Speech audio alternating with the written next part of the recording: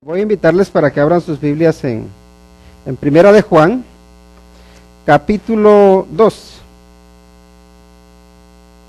Y vamos a leer de los versículos del 12 al 14. ¿Está apagado eso? Primera de Juan, capítulo 2, versículos del 12 al 14. Para quienes no traigan sus Biblias, ahí está proyectado, y para quienes la traigan, pues ya lo tenemos. Muy bien, vamos a dar lectura a la palabra de Dios. Dice lo siguiente: Os escribo a vosotros, hijitos, porque vuestros pecados os han sido perdonados por su nombre. Os escribo a vosotros, padres, porque conocéis al que es desde el principio. Os escribo a vosotros, jóvenes, porque habéis vencido al maligno. Os escribo a vosotros, hijitos, porque habéis conocido al Padre. Os he escrito a vosotros, padres, porque habéis conocido al que es desde el principio. Os he escrito a vosotros, jóvenes, porque sois fuertes, y la palabra de Dios permanece en vosotros, y habéis vencido al maligno. Vamos a orar. Padre, en el nombre de Cristo Jesús, nos presentamos ante ti, agradecidos por tu palabra. Te agradecemos, Señor, por la lluvia, porque aunque es mucha, sabemos que también representa, nos recuerda que tú eres misericordioso y haces llover sobre buenos y malos. Es decir, Padre, que tú tienes misericordia de todos nosotros, aunque no la merezcamos. Y Señor, ahora al meditar en tu palabra, queremos meditar en quiénes somos, no por nosotros mismos, sino quiénes somos en ti. Y Señor, por favor, ayúdanos para que podamos comprender tu palabra y aplicarla a nuestra vida. Pedimos la dirección de tu Espíritu Santo, en el nombre de Cristo Jesús. Amén. Muy bien, el tema que vamos a tratar esta tarde es nuestra realidad en Cristo. Nuestra realidad en Cristo. Y miren, les explico un poquito lo que está sucediendo en este pasaje. Juan va a empezar a hablarles acerca de tres enemigos que suele tener el cristiano. ¿Cuáles son los tres enemigos que suele tener el cristiano? Los enemigos que suele tener el cristiano son, uno, el mundo. El mundo entendido como aquello que se opone a Dios, que te ofrece muchas alternativas en teoría buenas, pero que al final te van a dejar vacío. Ese es uno de los enemigos que uno tiene que enfrentar constantemente, el mundo, lo que te rodea.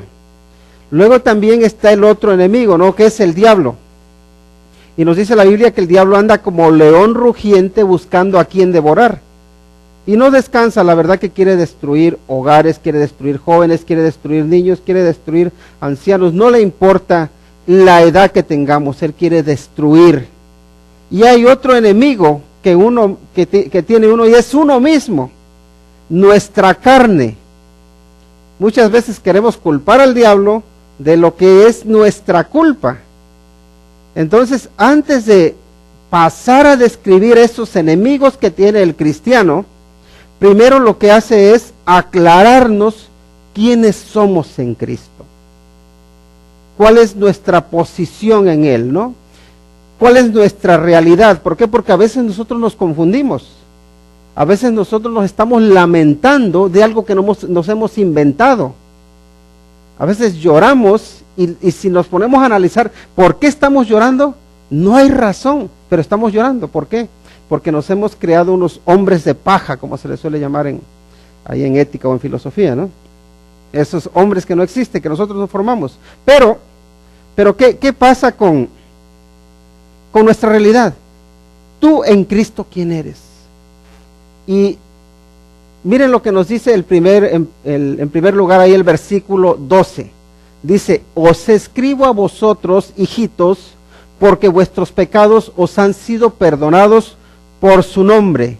Entonces aquí dice, estas palabras que están leyendo las dirijo a ustedes, hijitos, y ahí la palabra hijitos viene del griego tecnon, que significa una persona pequeña, o es el diminutivo, ¿no? Como en realidad es como niño, tecnon es niño, entonces diría niñitos, ¿no?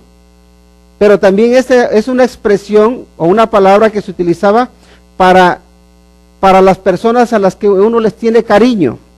Por ejemplo, cuando tú dices Juan, Juanito, Miguel, Miguelito.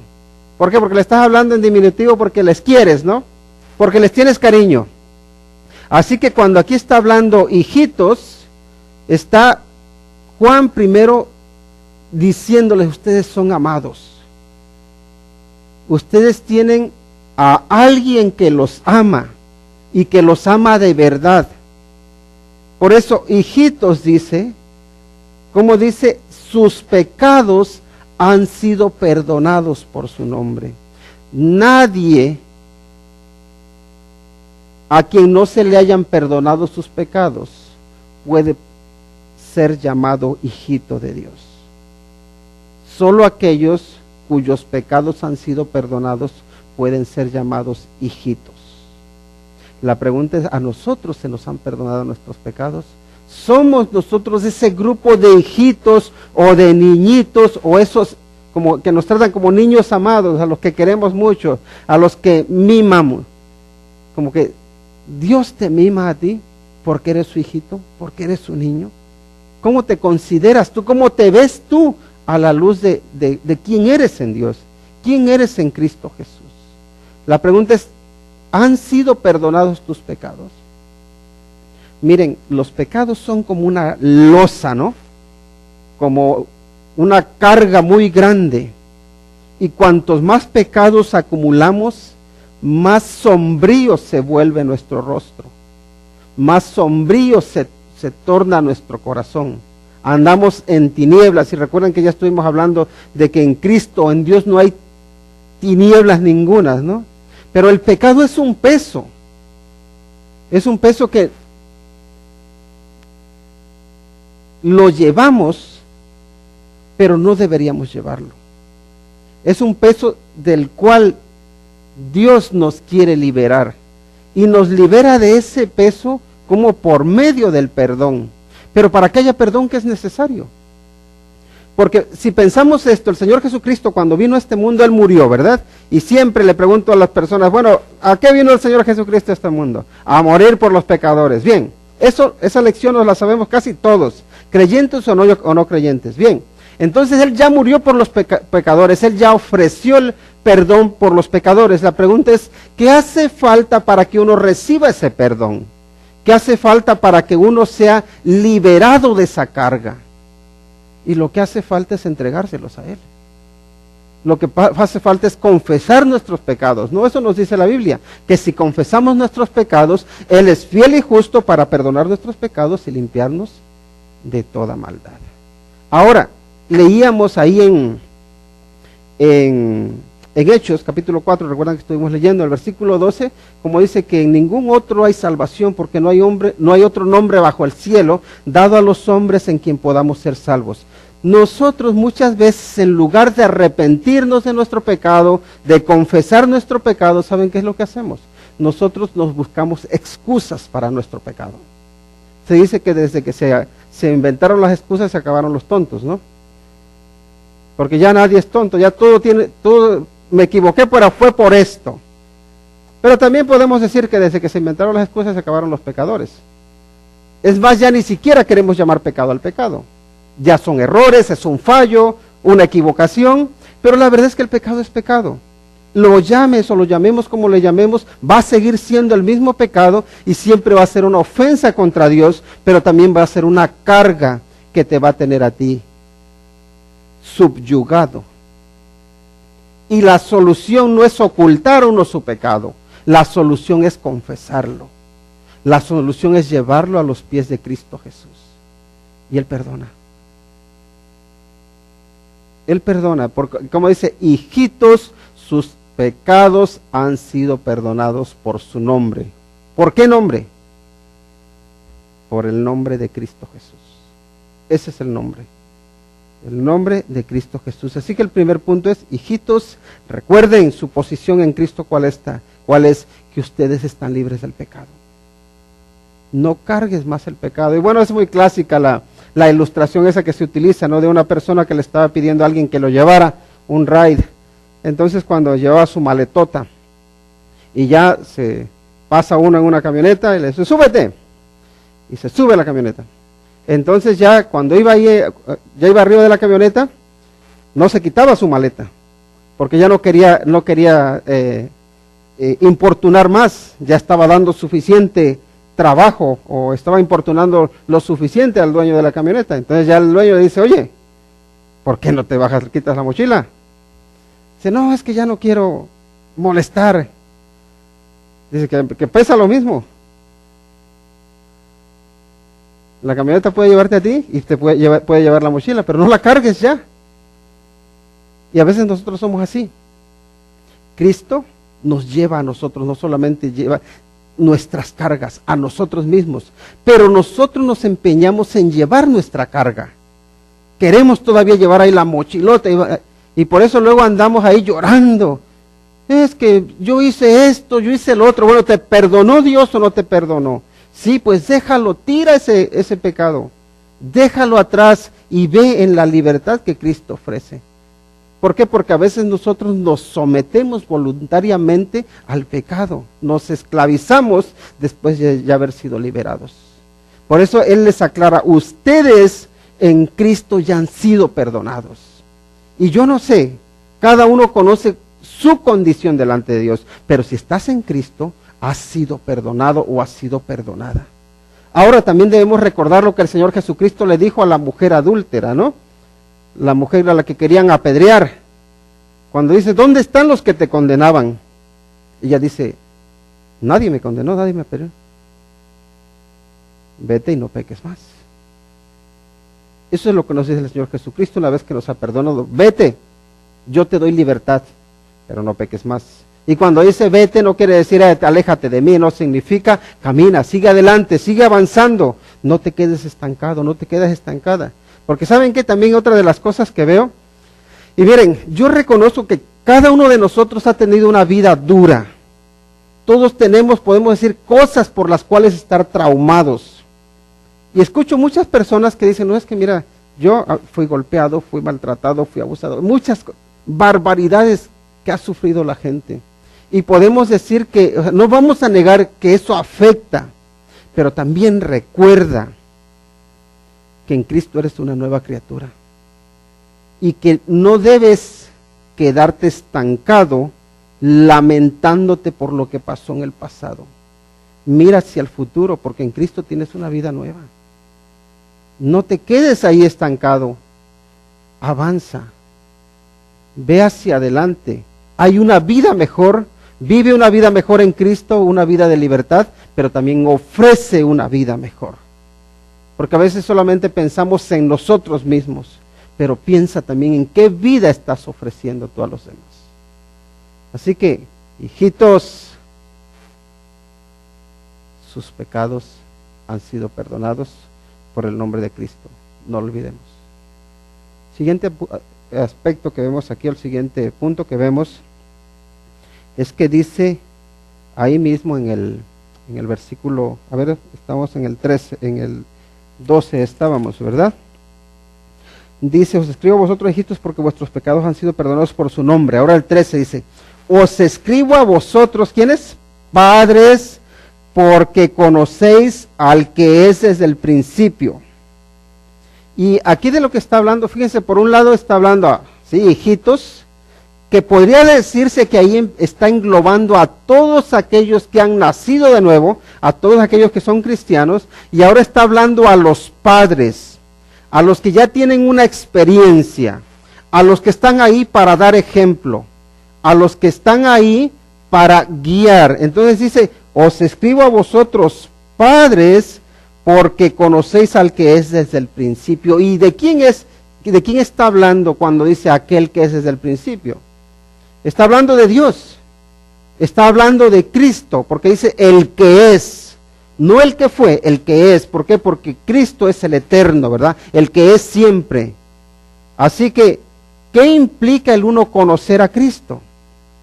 Recordemos el contexto en el que está dándose esta situación, Y recordemos que había algunos que decían que tenían un conocimiento superior a los discípulos, que tenían un conocimiento superior a todos los cristianos y que ellos solamente tenían, podemos decir, la clave, la llave para la eternidad.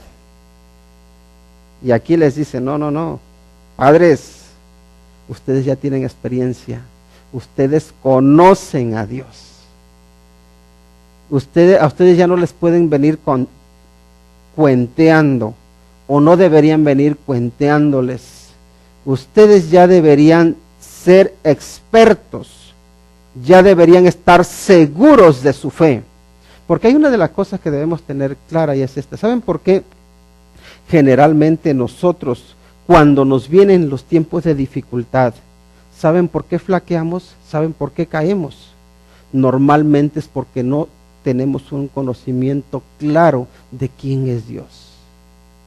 No conocemos a Dios, y les puedo decir de otra manera, no tenemos una teología sana. Nos hemos formado en nuestra mente a un Dios falso, no un Dios conforme se revela en las Escrituras, sino lo que nosotros hemos querido hacer de Dios. Y cuando nosotros no seguimos o no conocemos al Dios de las Escrituras, sino que nos inventamos al Dios que se adapta a lo que yo quiero, cuando vienen esos tiempos de lucha, esos tiempos de dificultad, ¿saben por qué caemos? Porque tenemos una idea errónea de Dios, porque al Dios que conocemos no es el Dios que se ha manifestado, es el Dios que nos hemos inventado. Y es distinto. ¿Recuerdan ahí el Salmo 23, donde dice que Jehová es mi pastor, nada me faltará, en lugares de delicados pastos me hará descansar, junto a aguas de reposo me pastoreará, confortará mi alma, me guiará por sendas de justicia, por amor de su nombre, aunque ande en valle de sombra de muerte, no temeré mal alguno, porque tú estarás conmigo. Recuerden, fíjense lo que está, cómo el salmista tiene una idea clara de quién es Dios, que Dios es su pastor, el que le provee para todas sus necesidades, el que lo cruza a través de los valles de muerte, los valles de la sombra. Y ¿saben qué? Todos nosotros pasamos por valles de sombra, nosotros pasamos por luchas, pasamos por dificultades, pasamos por tiempos en los que nuestra vida se ve sacudida. Y podemos decir que esos son los valles. Pero dice que no temeré en mal alguno porque tú estarás conmigo. Dios es el Dios que no te abandona, incluso muchas veces cuando no lo ves. Él no nos abandona. La pregunta es, ¿cómo? ¿Qué conoces tú de Dios? Por eso es importante leer la Biblia, por eso es importante memorizar la palabra de Dios, para que sepamos en nuestra mente y en nuestro corazón quién es Dios. ¿Quién es Dios para ti? Padres, ustedes conocen al que ese es el principio, ¿verdad? Entonces que no les vengan con cuentos. Pero la pregunta otra sería, ¿de verdad lo conoces? Y si no lo conoces, ¿qué tienes que hacer? ¿Qué tenemos que hacer? Buscarle, conocerle. Seguimos adelante. Luego dice, os escribo a vosotros jóvenes, fíjense, os escribo a vosotros jóvenes porque habéis vencido al maligno. Y fíjense, cuando está hablando aquí de los jóvenes, están hablando, implica hombres y mujeres que tienen poca edad, como nosotros, yo me meto entre los jóvenes, ¿no? En realidad, el uso que se le daba era más a las personas que eran con menos de 40 años, de 15 para adelante, de hecho 13 años para adelante. Pero los jóvenes son hombres y mujeres que están en entrenamiento, que están siendo entrenados. Yo ya pasé de los 40, ¿eso sabe qué quiere decir? Que tienen que seguir el ejemplo de los maestros. Eso es broma. No, que yo ya entraría en el grupo de los padres. Ahora, ¿qué es lo que pasa? Que los jóvenes a veces se creen, bueno, y especialmente hoy, se creen que todavía son muy pequeños, que no tienen edad para ser responsables. que todavía tienen que depender, en este caso, de la fe de los mayores. Pero aquí, fíjense de lo que nos está diciendo. Jóvenes, dice, ustedes han vencido al maligno. Y aquí cuando dice ustedes han vencido al maligno, significa ustedes han luchado ya contra el maligno. Ustedes tienen ya luchas y batallas ganadas contra el diablo. La pregunta en este caso es para ustedes jóvenes. ¿Han tenido batallas con el diablo? ¿Han tenido batallas con el maligno? La siguiente pregunta es, ¿has sido derrotado, has sido derrotada o has vencido? ¿Qué has hecho? ¿Has resultado victorioso o has sido derrotado? A estos jóvenes en concreto les dice, ustedes han vencido. Pero lo que le dice a estos jóvenes es lo mismo que le puede estar diciendo a los jóvenes que están aquí hoy. Ustedes jóvenes, seguro que aunque hayan tenido caídas, también han tenido victorias. Pero no solamente eso, pueden seguir teniendo victorias. Y si has fallado, si has caído, ten en cuenta que Dios cuenta contigo. Y más adelante vamos a ver que los describe a los jóvenes cuando lleguemos al punto final, como que ustedes son fuertes, dice. Pero ahora nos vamos a limitar a eso. Dice, ustedes jóvenes ya saben lo que es pelear, ya saben lo que son las batallas, ya saben lo que son las luchas y también saben lo que es la victoria. Y como ya saben lo que es la victoria, identifíquense con la victoria, no se identifiquen con la derrota. ¿Por qué? Porque saben que muchas de las cosas que nosotros hacemos en nuestra juventud nos van a marcar para toda la vida. Marcan. Las decisiones que toma uno influyen y te persiguen toda la vida. Por eso es importante que las decisiones que uno tome, que uno se mantenga puro. Porque eso te va a influir para toda tu vida de matrimonio. Y si te permaneces soltero o soltera, va a influir también toda tu vida de soltería. Es importante que los jóvenes, desde jóvenes, se acostumbren a vivir en la victoria que da Cristo Jesús, en la libertad que da Cristo Jesús. Porque ¿sabes qué? Ese es el único camino para poder vivir en paz. Ese es el único camino para poder tener gozo, para poder ser feliz, para poder establecer matrimonios, hogares que tienen éxito. Y fíjense que aquí el apóstol Juan no tiene a los jóvenes como que no tuviesen importancia, les escribe directamente, dice, les estoy escribiendo a ustedes jóvenes, porque ustedes saben lo que es la victoria. Ustedes han vencido al maligno. Ahora, ¿cómo se vence al maligno? Al maligno no se le vence uno por su fuerza, al maligno se le vence por su fe. Por eso uno tiene que ponerse el escudo de la fe para apagar todos los dardos de fuego del maligno. ¿Por qué? Porque hay muchos dardos que te aseguro que todos los días, especialmente los jóvenes, están recibiendo. Los reciben en la escuela, los reciben con los amigos, donde sea. Constantemente están recibiendo dardos de fuego, quieren destruirles. Pero si ustedes tienen una fe firme, bien fundada en Dios, ustedes se pueden mantener fieles. Vamos al siguiente punto. A ver, que ya me quedé jóvenes y ahora hijitos. Otra vez utiliza la palabra hijitos y ahí seguimos en el versículo 13, dice, os escribo a vosotros hijitos porque habéis conocido al Padre. Y fíjense que aquí la palabra hijitos no es la misma palabra que vimos en el versículo 12. En el versículo 12 vimos que dice hijitos, ¿verdad? Aquí en el versículo 13 también dice hijitos, pero en el versículo 12 utiliza la palabra teknon, que habla de niños, que también se puede utilizar como diminutivo, pero luego hay otra palabra en griego que es el paidía. Y no sé, en España hay un medicamento que le llaman el paidoterín, ¿verdad? que se aplica ¿para quién? Para los niños, que es para cuando tienen, creo que es cuando tienen dolor, ¿no? Si no mal recuerdo, que a veces el niño está llorando, dale un poco de paidoterín, que es como quítale el dolor al niño con este medicamento. Bueno, esa es la idea. Ya le habló a los padres, que se supone que son ese grupo que ya tiene experiencia. Le habló a los jóvenes que están en la lucha. Y ahora le habla a los niños también. Y parece ser que aquí implica niños que están como por de los 12 años para abajo. Más o menos.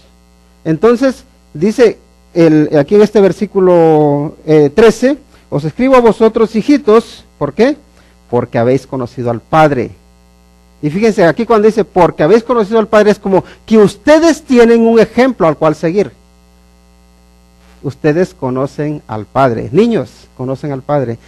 Es el modelo. Y aquí la palabra, también esta palabra del paidía, lo que también implica que son niños que están bajo entrenamiento, que están siendo enseñados, que están absorbiendo. Y si se dan cuenta, a esas edades, están unos, a veces los niños están medio dormidos, otros andan corriendo, otros andan como cabras locas, pero luego, cuando tú preguntas algo, responden. Eso es lo que a mí me asombra mucho de los niños, que andan corriendo para allá, que parece que no están haciendo caso, y luego preguntas algo y también corriendo te responden. Digo, wow, tengo aquí a los mayores que parece que están así, tienen la mente por México, otros la tienen por España, parece que están prestando atención y en el caso están haciendo. Y los niños que andan corriendo para arriba y para abajo, luego son los que están absorbiendo. Digo, wow, qué capacidad. Los que estamos aquí, yo sé que si están atentos, ¿verdad? Que no están pensando en que hay que pagar la renta mañana, no están pensando en eso. O tal vez sí. Pero aquí está hablando de estos niños. Estos niños que dice, ustedes niños ya conocen al Padre. Tienen un ejemplo al cual seguir. Pero ¿saben qué? También Dios, a nosotros como padres, nos da la responsabilidad de dar ejemplo. Y miren, los hijos se parecen mucho a los padres. Aunque los hijos se rebelen y muchas veces dicen, no, es que mi padre, esto, mi padre, el otro, yo no voy a ser como él. Y cuando se dan cuenta están haciendo lo mismo. ¿Por qué? Porque el ejemplo arrastra. Ahora, es verdad que uno tiene que concienciarse mucho para que si tu padre es alcohólico, tu madre es chismosa, que tú digas, no, yo no voy a ser así de chismoso, o no voy a ser así de alcohólico, no voy a ser... Puede uno hacerlo, pero saben que es mucho mejor cuando uno tiene el patrón de un padre que es fiel al Señor, que es ejemplar. Así que vemos que Dios se preocupa por los niños. De tal manera que aquí, lo que estamos leyendo es la palabra inspirada de Dios. Y lo que podemos decir es que Dios le está escribiendo a los niños. Y le está diciendo, yo a ustedes les escribo, porque ustedes conocen al Padre. Pero luego también, y se entiende que es el Padre Celestial. Porque luego también hay otro problema que tenemos, y es que hay muchas personas, muchos niños que han crecido sin padre. Y la verdad es que crecer uno sin un padre a su lado es muy duro, porque no tienes una referencia, porque no tienes alguien que te proteja físicamente. Y a veces eso conlleva muchos traumas. Pero también está la promesa de Dios que dice, yo seré padre de los huérfanos. ¿Y saben qué? Bueno, la verdad que hay un libro que se llama Los huérfanos gobiernan el mundo. Y en ese libro se habla de todos los hombres y mujeres que han sido huérfanos y cómo han llegado a triunfar. ¿Saben por qué? Por la misericordia de Dios.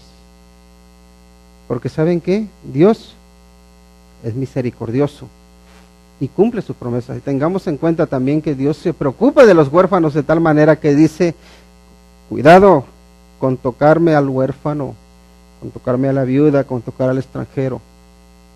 Y aquí dice, hay un Padre al cual tú debes seguir como tu ejemplo. Es el Padre Celestial. Y los hijos están en entrenamiento, ¿no? Luego también dice ya en el versículo 14. Padres, dice, os he escrito a vosotros, padres, porque habéis conocido al que es desde el principio. Y si se dan cuenta, lo que está haciendo aquí es prácticamente repetir lo mismo que ya ha dicho, ¿no? Como otra vez, ustedes ya tienen experiencia. Padres, ustedes tienen experiencia con el Eterno, ustedes ya lo han conocido. Y otra vez la pregunta es, ¿de verdad lo has conocido? Pero si lo has conocido, ¿qué te queda por conocer de Él? ¿Qué te queda por aprender de Él? No solamente en la teoría, sino también en la práctica. Porque es muy importante que nosotros tengamos como ejemplo a nuestro Padre Celestial para poder ser padres terrenales. Y por supuesto que no solamente está hablando de los hombres, también está hablando de las mujeres allí, en esa responsabilidad que hay de ser padres. Vamos a ir concluyendo. Y ahí mismo en el versículo 14 dice, os he escrito a vosotros, jóvenes, porque sois fuertes, y la palabra de Dios permanece en vosotros, y habéis vencido al maligno. Ya dijo, en el versículo anterior dice que ya ustedes han vencido al maligno, ¿no? Pero ahora también da dos descripciones más de los jóvenes. Primero, la palabra de Dios permanece en vosotros. Siempre la pureza, la limpieza es un aspecto muy importante que se enfatiza en los jóvenes. ¿Recuerdan el Salmo 119, no? Que con qué limpiará el joven su camino. Dice, con guardar tu palabra. Luego dice, con todo mi corazón te he buscado, no me dejes desviarme de tus mandamientos. En mi corazón he guardado tus dichos para no pecar contra ti. Jóvenes, dice, os escribo a ustedes, porque ustedes son fuertes, porque ustedes tienen la palabra. Ahora vamos a hablar sobre la fortaleza, pero primero, la palabra.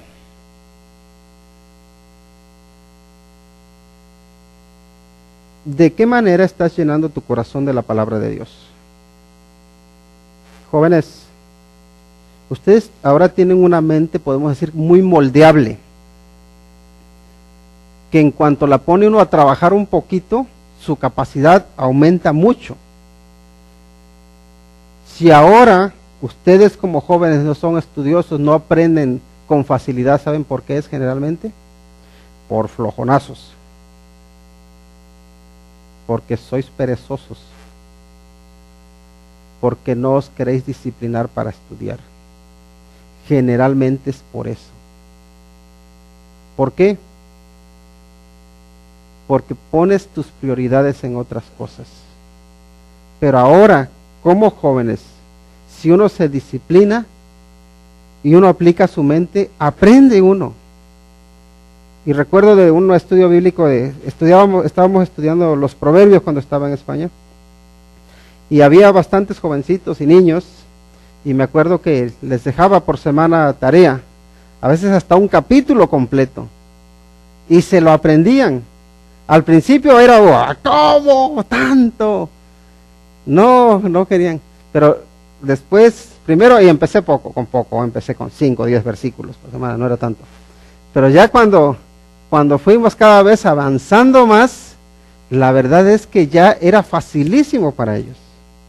Nosotros los más viejitos nos costaba más, pero también lo hacíamos. Pero ¿saben qué?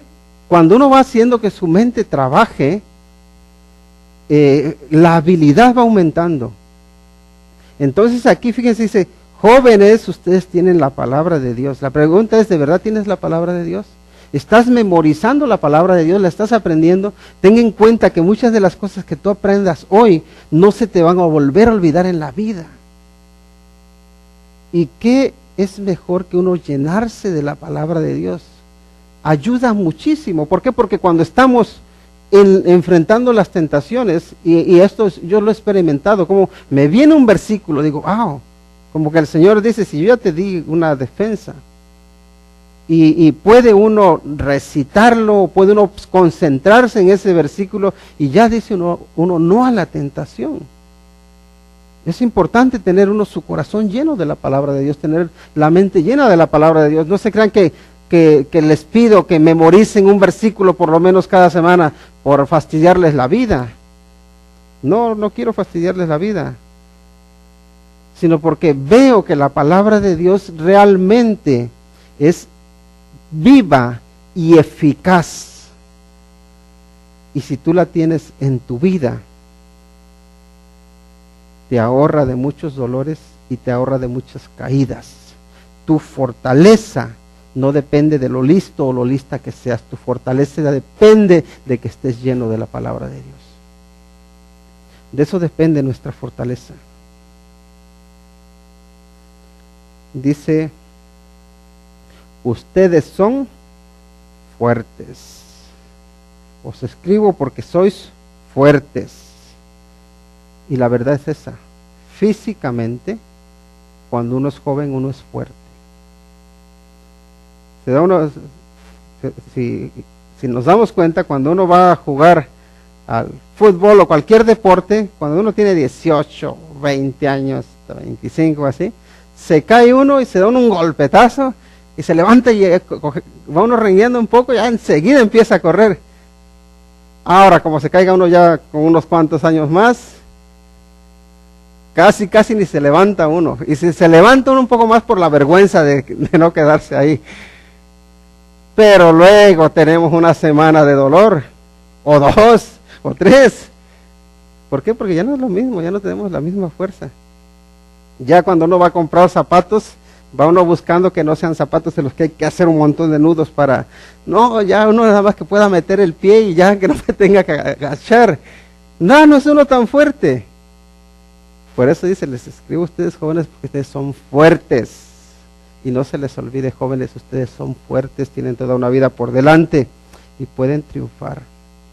Pero ¿saben qué? La fortaleza que cuenta para Dios es tu fortaleza espiritual. Que tu fuerza sea utilizada para honrar a Dios.